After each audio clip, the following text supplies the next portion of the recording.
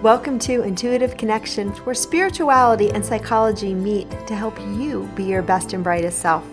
I'm your host, Victoria Shaw, and in each episode, I'll help you to awaken your own inner wisdom, step into your power, and live a more divinely inspired life. You're here to let your inner light shine. Are you ready? Let's do this. Hello and welcome to Intuitive Connection.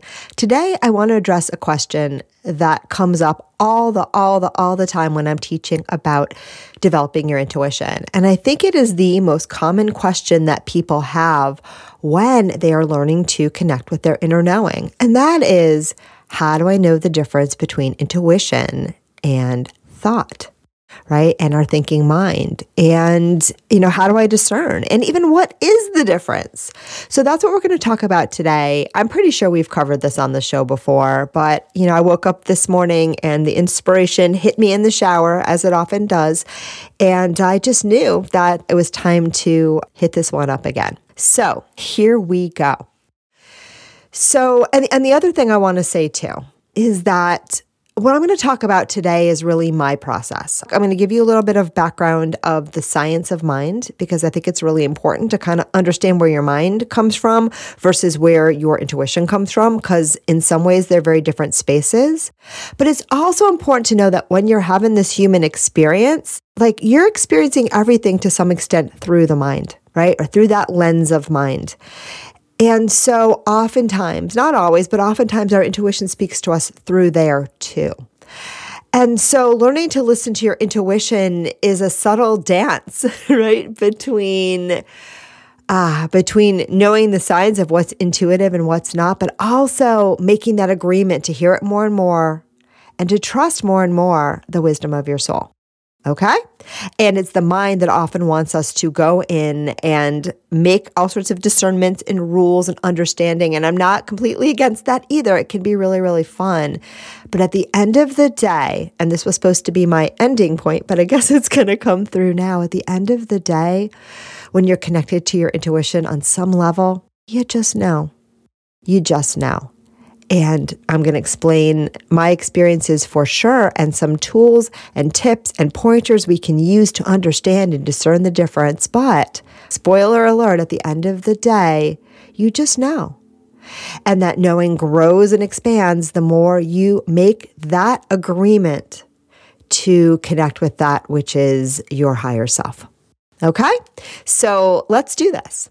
So, when I was plotting this out before going live, and I don't usually do that, as many of you know, I usually just stay completely in the now and see what the guides have in store for us. But today, and this has been happening a little bit more now, I feel like I'm being nudged to do some more writing, I think. But they gave me a fully formed little blog post. And look for that too, because I have a feeling we're going to write some of this down and it'll always come out differently, because that is one of the things about intuition. It changes in every moment. Your mind wants to have that elevator speech or that shtick or that TED Talk or that thing that defines who you are. But your intuition's more subtle than that, right? It's always working in the now. It's always working where you need to be in the present moment. It's always aligning you with your highest truth, your highest purpose in the now. And, that always changes. And we don't get locked into just one thing. And I think that's really so important that I actually now want to do a whole episode on that. And I will after this. So one of the things that I was prompted this morning when I was pre-thinking on this episode is, what is the difference between our mind, our human mind, and our intuition? Like psychologically, right? I'm a psychologist. And I know that in psychology, for the most part, most people define that term intuition, not everyone, but the vast majority, in terms of sort of our dumb, unconscious, and sometimes they don't think it's so dumb, but anyhow, unconscious reasoning system. So if you read Daniel Kahneman's book, he's a Nobel Prize winning economist, but he's really a psychologist. There's no Nobel Prize to be won in psychology. But anyway, his book, Thinking Fast and Slow, and he talks about how there's these two different modes of knowing. And there's the fast system, which he says are your heuristics. Okay, not to get too technical. I don't think it's that technical. But it's that sort of fast pattern matching, those quick assumptions that we make, that we've learned to make about things that are right most of the time. And they happen quickly and they happen automatically. We don't have to think, reason, or be conscious of them. It's just how the mind works. right? And then he identifies what he would call rational reasoning, or I don't know what word he uses, but the slower, reasoned system where you are making intentional choices based on the facts and you are making conscious decisions, right? And that, he says, is the smarter of the two systems, but we can't use it all the time because it is limited. And most of the time, because he believes that our cognitive space, right, the space in which we think, is a limited commodity, right? You have to save space. And so most of things are unconscious. Now, I don't believe in much of this at all. And I love Daniel Kahneman's work. And I actually have met him a couple of times personally. He was a professor at Princeton when I was there. So big fan. But I think what's missing from these traditional approaches to understanding the mind is spirit, right? It's spirit.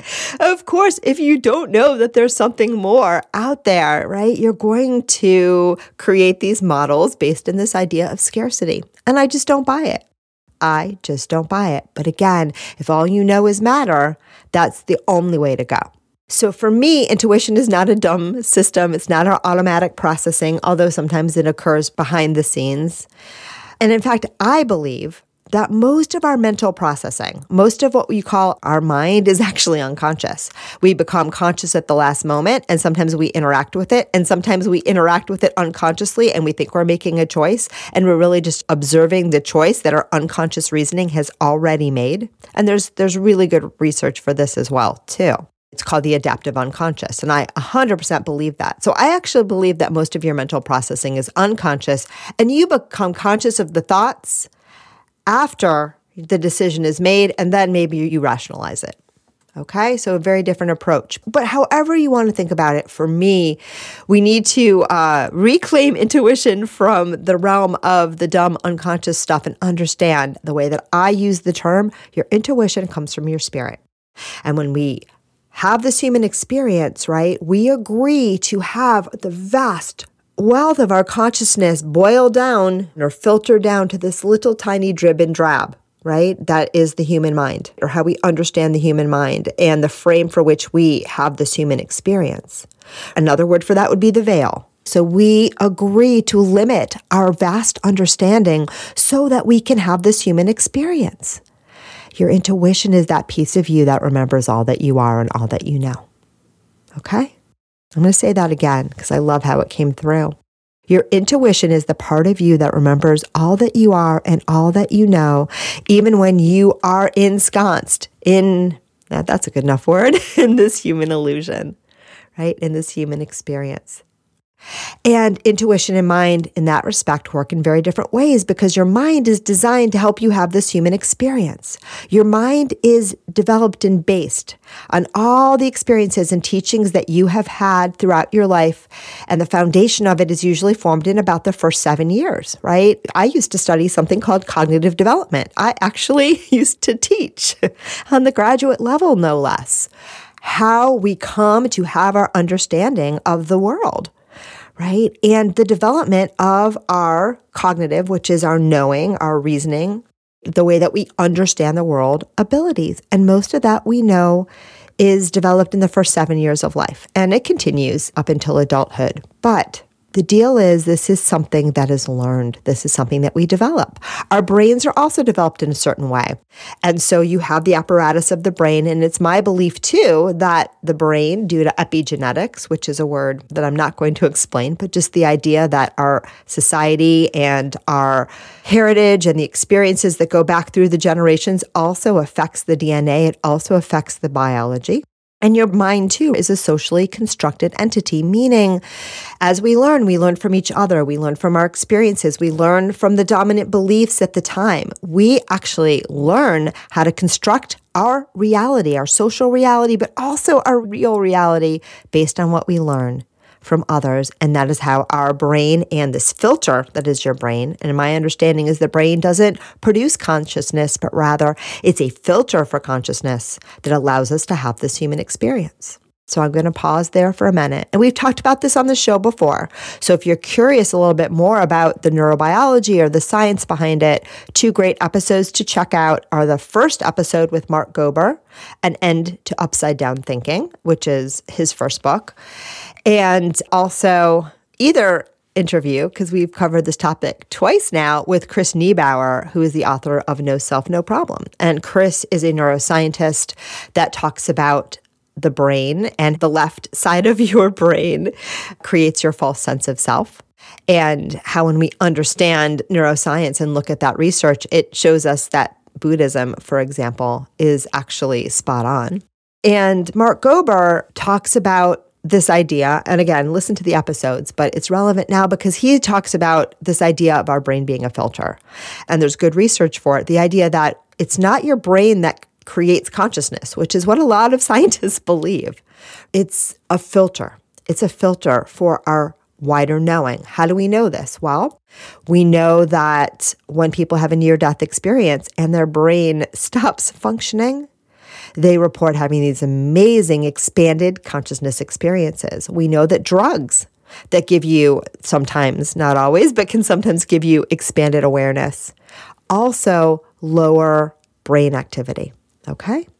And there's other research too. So read the book, listen to the episode. It's so very, very, very cool stuff. But anyway, trust me when I say your brain is actually a filter. Your mind is a filter. It filters out to help you to focus on this false shared consensual reality, which is your human experience, but is not the whole story. And remember, your intuition is that which connects you beyond this human body, this human experience, to your greater being.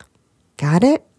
So I didn't waste all this time. Why did I spend all this time talking about the difference between the mind and the intuition and how the brain works? Number one, because this stuff fascinates me. Remember, I have a PhD in psychology. These are the questions that drove me to spend a ridiculously long time in school, working really, really hard.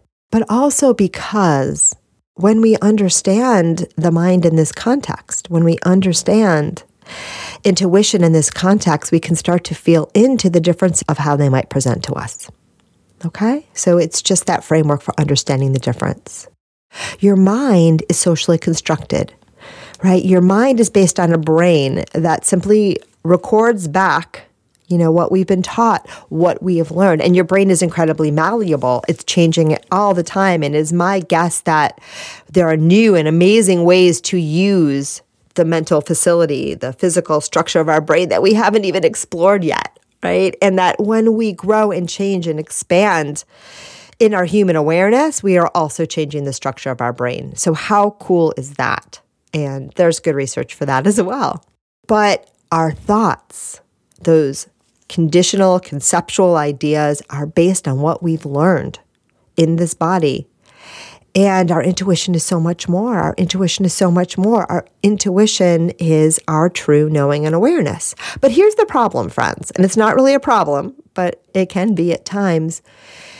In order to encapsulate the knowledge of your soul, right, into this human experience, we got to use thought, right? We got to use concepts because that is the commodity by which we understand things here. It's the commodity by which we live our lives. It's the commodity by which we communicate with each other, right? I can't do this podcast without words. It would be very strange for you to tune on and listen and I tune in and then we just sit with dead air for 20 minutes every week, right? That would be a strange thing, although, some call it meditation. So that's, I think, where things get confusing because we want to understand, we want to get these little nuggets of our soul's wisdom into this human experience. And to do that, we kind of need words oftentimes, and we need thoughts, and we need form, and we need a way to translate it into the doing that we're often, wanting to do here on earth, right? And that seems really frustrating, but it's actually quite beautiful. It's quite beautiful for a couple reasons. And the guides are chiming in now to talk about me and my process, which I promised that we would do. And one of the things that they are telling me and that I understand about myself too is, and this can be true for you too, my friends, there is a knowing that exists beyond words. There is a knowing that exists beyond concepts. And when we tap into it, we know. We know. And I've always believed that one of my gifts, and I've known this for most of my life, and you may have some of this too, is to be able to take that knowing that I can feel into things. There are things that I know in my being and understand, which I could never put into words, but I just know. I can feel them, and it's kinesthetic. It's not like emotional. It's just, I don't know. It's the feels, right? And I believe that that's more how we know things on the other side. So, and I'm going to get back to that point too. I'm being nudged. But I have always felt that one of my personal gifts is to feel into the other side, pause, and let it filter through me inwards. And when that happens, it's a very different experience than sometimes I search for the word. I feel it. The word comes to me almost like a magnet, but it's very different than the mind based wanting to understand things, which wants to push and shove and fit and match. And it feels very effortful. It feels very arduous. It doesn't feel inspired. Okay. So that is one difference for me. When my guidance comes through me, and especially when I'm trying to translate from the other side, sometimes the words even seem to form by themselves. Another aspect of my experience of knowing the difference between my mind and my intuition, and by the way, I don't always know, right? And you won't always know because minds are tricky things and they really like to play with us and they really like to be seen and they really like to trick us into thinking, oh yeah, no, this is your intuition now. But I like to think I'm pretty good at it. I've been doing it now professionally for 12 years and people pay me money and listen to my podcast and all this good stuff. And I also believe that you're really good at it too, even if you don't know it yet, right? But we're going to sometimes get it wrong, and that is okay. But one of the ways that I often know it's my intuition is by the way it feels. And there's always a sensation for me of being really present. The guys are like, not always. Okay, fair enough. There's often the experience for me of being really present, really quiet, and allowing the information to arise from space. It's not when I'm pushing, it's not when I'm trying, it's not when I'm looking, it's when I'm allowing. There's always this moment of allowing it to come through, and that creates space around it. The mind is always active, the mind is always filling, the mind is always creating, the mind is always doing, and there's nothing wrong with that. It's a great tool. But when we use that tool in service of our intuition, there is a pause. There's a pause. There is a tuning in, there is a listening, and there is an allowing of yourself to be used as that conduit, as that vessel. And again, it comes down to this idea of allowing yourself to use the mind rather than having the mind use you. So for me, very much the experience of when my intuition comes through most of the time, and the guides are giving me an exception, it seems to arise from space and the space within. And I slow down, quiet down just enough to listen to the whispers, get out of the way, and let them emerge. Now, how do I know they're different than those repetitive thoughts that we all have? And I've talked about this before. Well, kinesthetically, they feel different to me. They feel calmer. They feel more soothing. They're often really surprising. And they just feel right. I just know. Most of the time, I just know. And when I don't just know, then I'm curious and I let it go again because anything that we force or pursue or I have to know tends to take us into mind and then you won't know it all. So in those moments when I'm not sure, then I just surrender. I just let it go. And I know that the answer will come through again in a different way or a different form, that I don't have to push it or force it or shove it or stick it in a box or know it in the left brain sense and the mind sense of the word, right? I just let it go. And I know that inspiration will come again, when I'm ready to receive it. And that is really the ticket to our intuition and in life in general, right? When we learn to flow with life, we learn to create that space of not knowing in which our truth will arise, okay? The guides also say there's another way in which my intuition comes through, and this is particular to me, but it might resonate with some of you. They say sometimes Victoria just gets so excited and she just starts talking and, she thinks she's doing something, but really her intuition, or AKA the guides in this case, really we're all working together. It's like a big wave coming through and she's riding it, but, we're going through her that way. And so they're telling me at those moments, it may not feel still or calm to me at all. And it might not feel still or calm to you all on the other side of receiving it. But it's akin to the same thing because the wave of the energy that's coming through is so strong, there's really no room for anything else. Ooh, and I love that. I didn't think of it that way at all. And they're saying too, that can be true for some of you as well. Again, when you agree to get out of the way, right? The wave comes through. And sometimes the wave will just come through because there's just so much pent up energy that you've been asking for it for so long. There's so much going on that the wave builds up so strong, comes through, knocks down everything else. And those are oftentimes those big spiritual experiences that so many people have, right? That seem to come out of the blue. Okay. My experience has been a little more gentle and subtle. I haven't had those big experiences that we hear about, but they wanted me to share that now because that's another way that it's available. And again, it's just another way of getting out of the way. We learn to get out of the way. They say, they call that the flow state as well. So people that, are really in the flow and feel that energy coming through them, that's another way in which we can experience our intuition. Is the mind still in those moments? They say, well, yes and no. It's almost like the mind is necessarily subservient to the wave, okay? Because it can't resist the wave. I love that. All right, I have been talking about this for a really long time, and I'm going to tune in now and see if there's anything else that wants to come through, and also tune in to see if I actually answered the question. But I think this is one of those questions that you just want to come back to again and again, because I think it is a perennial question of intuition versus the mind, which is kind of the name of the game, right? So in terms of a rubric, I'll tell you a couple things. I've said it before, but I'm going to say it again, and look for little graphics on the socials because the guides have given me those too. One, the main difference between intuition and the mind, if you really want to tune in, is the nature of the information that comes through, how it feels in your body, in your soul, and also what you're going to do with it. And I did a whole episode on, can your intuition ever be wrong? And my answer that I got from the guides is no. But your intuition doesn't always tell you what you want to hear. And sometimes your intuition will occasionally guide you somewhere that you feel like it was a mistake. It's usually not. Okay? But at the same time, the proof is in the pudding, right? Most of the time when we're following those inner nudges, they're taking us to greater joy, greater illumination. They're taking us towards experiences that our soul really wants us to have. They're taking us in the right way, in the right direction, right? And so the more you will know, right? You'll get a nudge and you'll act on it or you won't. And we've talked about this before, and you'll be like, oh man, that was right. My favorite time to validate my intuition was working, and I know what it feels like. And you'll also get those nudges where you listen and you're like, thank goodness that I did. And so part of the way that we learn to know the difference is by listening, watching, trusting, and experiencing. And that's pretty much the way life works anyway. But as we conclude, the deepest way that we can discern the difference between our mind and our intuition is this. We all have a deep knowing.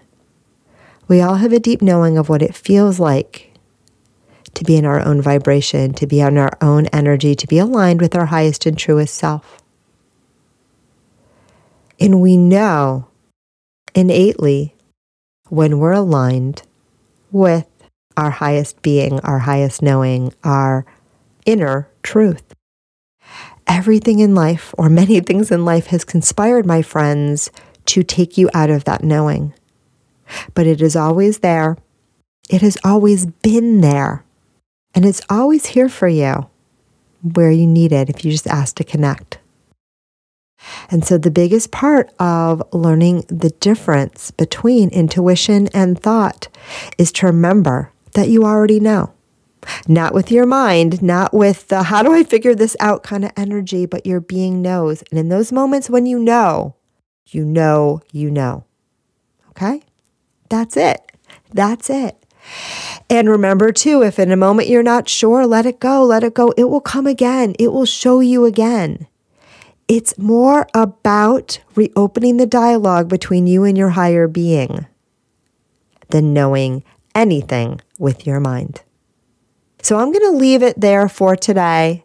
For some of you, I might have gotten your mind spinning, but that is okay because that's what minds do. And for others, I hope that we planted the seeds for this deeper connection, this deeper awareness of what intuition is, what you are, who you are, and how you can feel into this beautiful connection that is working for you every day. We just have to become aware, to love, to trust, and to let go.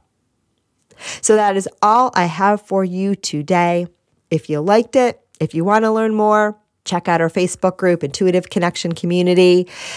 Follow me on the socials, Instagram, Facebook. Those are the ones that I'm on. Check out our YouTube channel, all these different places to connect. Sign up for a one-to-one reading, all of that good stuff to learn more. But mostly, my friends, just enjoy who you are and your beautiful connection with your own divine self.